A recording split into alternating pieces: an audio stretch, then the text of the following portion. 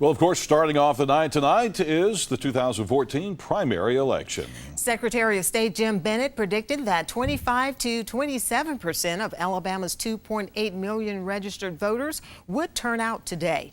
That prediction is down 32% from 4 years ago. However, some of the polling places in Calhoun County late this afternoon reported higher turnout than last year. Now, this is also the first year that people were required to show a photo ID before voting. The Secretary of State's office says that the process went well and that they've had no reports of problems today. The state spent about $900,000 to educate the public about the new law and to provide photo IDs to more than 2,300 people who didn't have one.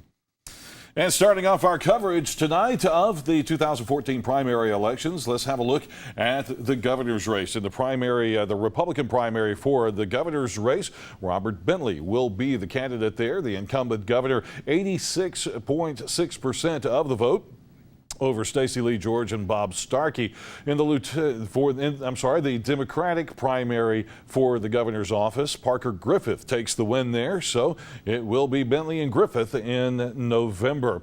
In the lieutenant governor's race, the primary in the Republican Party there, incumbent Kay Ivey will keep that position, keep that nomination, 58 to 41% over Stan Cook.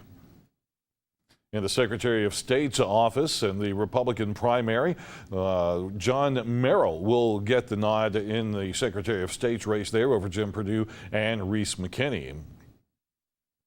For State Auditor, Jim Ziegler, a name that you'll recognize from previous elections throughout the state of Alabama, is going to be the Republican primary, the Republican nominee for State Auditor's office. He got 49% of the vote in that race. And the State Representative District 40 race, Ted Copeland is the winner. Copeland, that is. And the district member Calhoun County Commission District number 1, the winner is Fred Wilson with 47%. Calhoun County and Talladega County for State Democratic Executive Committee, male district number 35, the winner is Harry Gilliam. The Executive Committee male district 36, the winner is Jesse Frazier. And for the United States Representative 3rd Congressional District, of course, Mike Rogers is the winner, and he will face a Democratic challenger, and that will be Jesse Smith. For State Senator District number 12, the winner, Del Marsh. For State Representative District number 35, Steve Hurst is the winner. Continuing with Republican primary results, the Public Service Commission place number 1, which serves Calhoun, Cleburne, and Etowah County. Our numbers so far showing that Jeremy Oden has the lead in that race over Kathy Peterson. Also is continuing with the Republican primary. Public Service Commission place number 2, and that was going to be, we've got some updated numbers here. Terry Dunn, the incumbent, is surged into the lead with nearly 48% of the vote in that particular race. In the State Board of Education for District number 36, the votes from Calhoun County, and we're looking at Cynthia McCarty leading over Patricia McGriff, 58 to 42%. Circuit Court Judge in the 7th Judicial Circuit, place number 4. That race will go to the challenger, Peggy Miller Locker, who will take the Republican primary win over the incumbent in that office, Brenda Stedham. Calhoun County Commission District 5 looks like Lee Patterson is going to have the nomination in that particular Republican primary. And also looking at the primary for the Calhoun County Sheriff's Office, Sheriff Larry Amerson, the incumbent sheriff, longtime sheriff here in Calhoun County, will survive that primary, and he'll do that with 65% of the vote. Calhoun County for State Representative Executive Committee, Calhoun County place number 1. The winner is Carol Allen. For State Republican Executive Committee, Calhoun County place number 2. The winner is Larry P. Sims.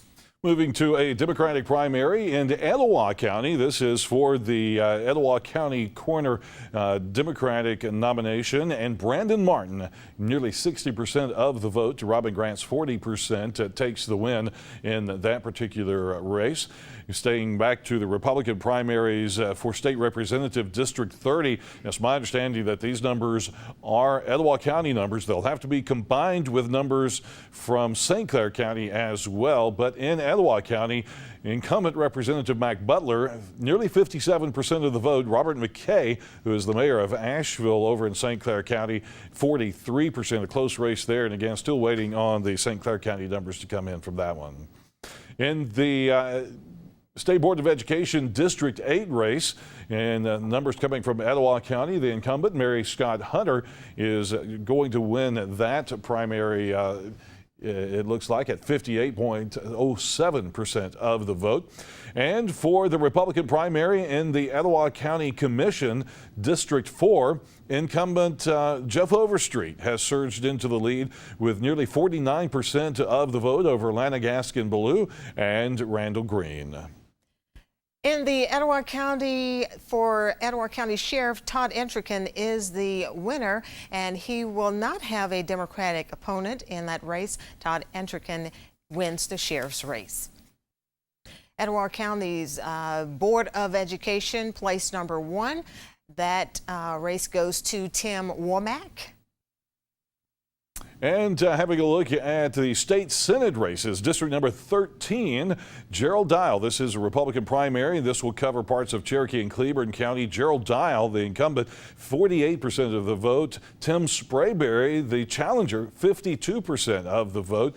And I don't know if those are combined numbers or not. We'll have to take a closer look at that. And for the Cherokee County Revenue Commissioner, it looks like Dustin St. Clair. 1,292 votes over Senator Mayor Tony Wilkie, 1,193 votes in that particular race. And this is our final one here, Cherokee County Board of Education, place number 5. The win there going to Brian Jenkins. Again, that is a Republican primary in Cherokee County. Now, any of the races that have to have runoffs will do so on July the 15th, and we'll have that information for you in a list of runoffs in a later newscast. All right.